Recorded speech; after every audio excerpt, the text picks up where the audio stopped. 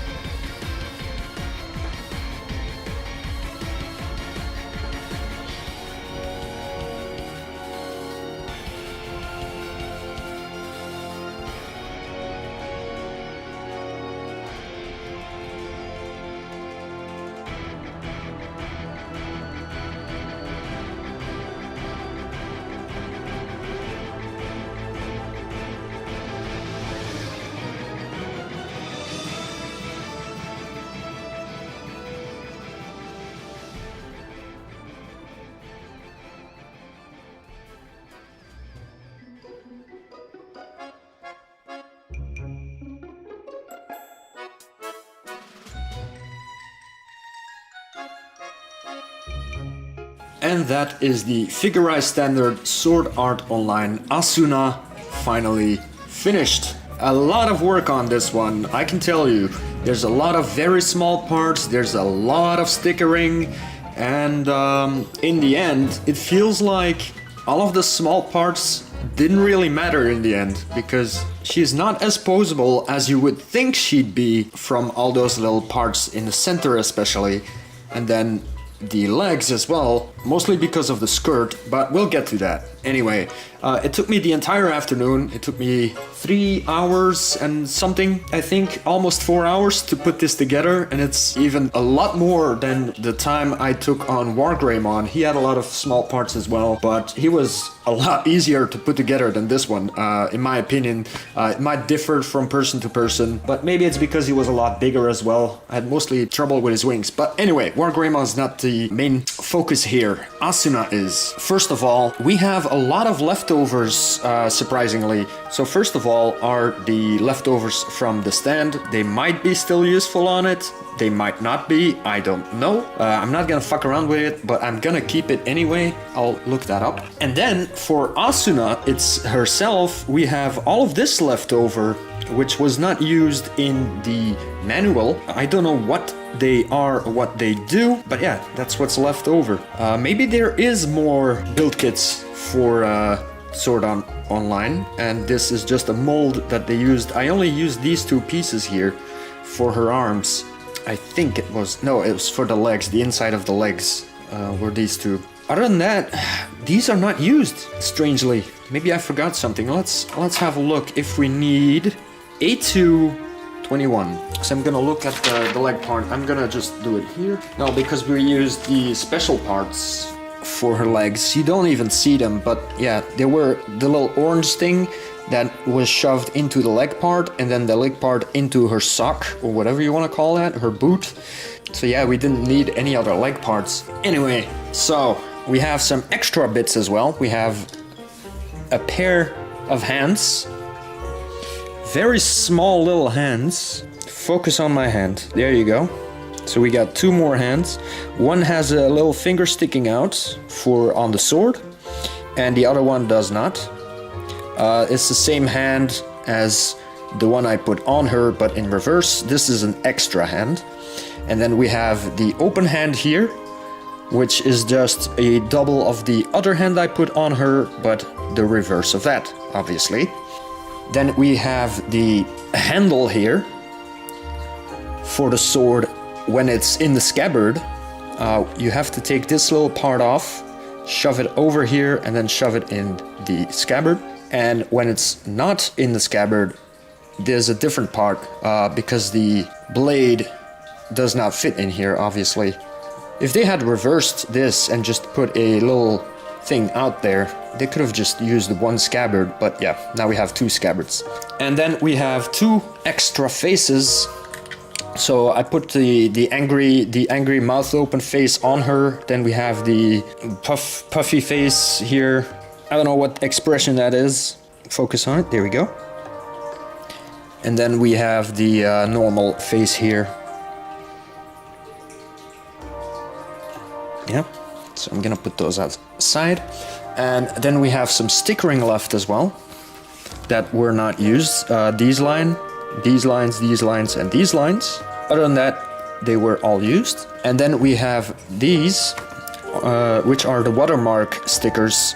So you could basically, if you wanted, cut these all out and then use a wet sponge on the back and place it on the figure, and then just do it with a wet sponge. That is gonna be way too much work, and it would also be a lot less accurate if I did it this way. So yeah, I prefer to use the normal stickering, even though the normal stickering, I can tell you how nerve-wracking it is to not rip them apart, because they are very flimsy, and with the tools it's nearly impossible to focus on where everything has to go. So I did it with my fingers, but with the fingers you sweat and then they don't stick as good anymore. But in the end, I managed to put all of the ones that were in the manual on Asuna, and can't say that I enjoy doing it. Absolutely not. Also can't say that it looks as good on the figure as it does on the box. You can see here, the figure on the box looks very good, but yeah, if you do it yourself by hand, there's bound to be like inconsistencies. Let's focus on her chest, for example. You can see the creases and stuff that will happen if you do it yourself. If you want to buy this figure and you can do it better than this, then, well, you probably can. I don't have the steadiest hand, but kudos to you if you can do that perfectly. I can't. But I still like how she looks. She came out great. And then we also have a stand, and this is what I like about this figure. They actually gave me a sturdy stand like they do with the Gundam ones, and they also sell these separately. This is a very good stand. Those Dragon Ball stands, you know, the little circle with the flimsy little middle part, those suck and I hate them. But this one, you can do whatever you want. You can hold it and you can shove it. She will not tip over. She is light, very light, and the stand is big enough to hold whatever weight she does have. Those Dragon Ball ones, they suck completely. Like they can hold absolutely no weight. You can put the scabbard on, you can put the sword on there and it'll still tip over. Anyway, let's take her off here. There's one thing that I'm concerned with, and that is the fact that she is made out of very small components, and I am scared that if I want to pose her, I might break her. So I didn't do a very intricate pose like I wanted to do. This one here, where she just leans over and slashes with the sword. That's the one I wanted to use. But if you put this stand like that, the hair gets in the way, so I put it sideways, and it was not possible to bend her over that way because then, you know, this gets in the way. So yeah, I will try to put her in a nice pose, but first let's look at the movement, or articulation as it's called, because I keep saying movement and stuff like that, but yeah, I've been looking at some other character builders and other reviewers, and they all call it articulation, so let's call it articulation from now on, right? So first off, we have the head, and there's not much you can do with the head because of all the hair. It gets in the way. Now, there is a little bit of articulation right here because there's this part of her hair is connected to a ball joint inside, but you can't really do much with it. You can just move it a little bit, and the same goes for the other side here, this one. So it moves just the slightest of bits just because of how it's put in there. And then we have the little thought of hair on the back, and you can actually turn that 360 degrees. It does come off very easily, so you have to be careful not to drop it. And then, like I said, the head doesn't have very good articulation just because of all the hair she has. So you can move her head up and down just the slightest of bits just because of that hair. And then she also has one in the neck, so you can make her neck lean back and forward. So leaning back, leaning forward. That's pretty much all she can do with the neck.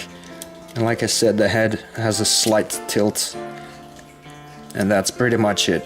There were a lot of parts in the center here, as well as the head. Because of all the stuff that gets in the way, you can't really do much with it. So the top half and the midriff are connected, but you can't do anything. You can bend her very slightly, so a little bit forward and a little bit backward, but you can't really turn her. And then the midriff to her legs, you can't turn her at all. She can do nothing with that. There's no articulation in there. And then you would think the cape or the skirt would have some articulation to them. They do, the slightest of bits, but this plate here keeps it from going forward. and you can't move it very much backwards because the edge here. If you turn, you can turn it forward though, and then you can move it up a little. But then you, that's when you take it out a little bit. If it's in there, no articulation at all. But if you pull it out a little bit, then you get some articulation with that. And then you can pose her with her cape waving a little bit. Yeah. See, I pushed it in there, and there's no articulation anymore. If you push everything together, then there's absolutely no articulation. And then this part in the middle, it goes left and right, but then you would have to move this as well. And it's actually not meant to articulate as well, as I can see from the inside mechanics. Yeah, sorry, I'm showing the bottom the entire time, but it's kind of hard to focus on the camera and on the figure at the same time, because it's not at high eye length.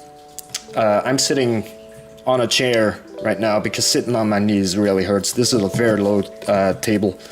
Alright, so let's move on to the legs. Because of the skirt, her legs can't really go forward or backward. So this is pretty much all she can do, is just twist them around like that. Yeah. And we have the same on the other side here. It's just twirling around like that. Because of the skirt, she can't really lift her leg very high. This is as high as it gets.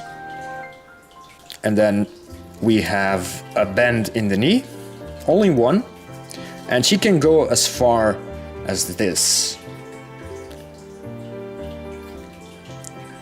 So that's pretty far, right?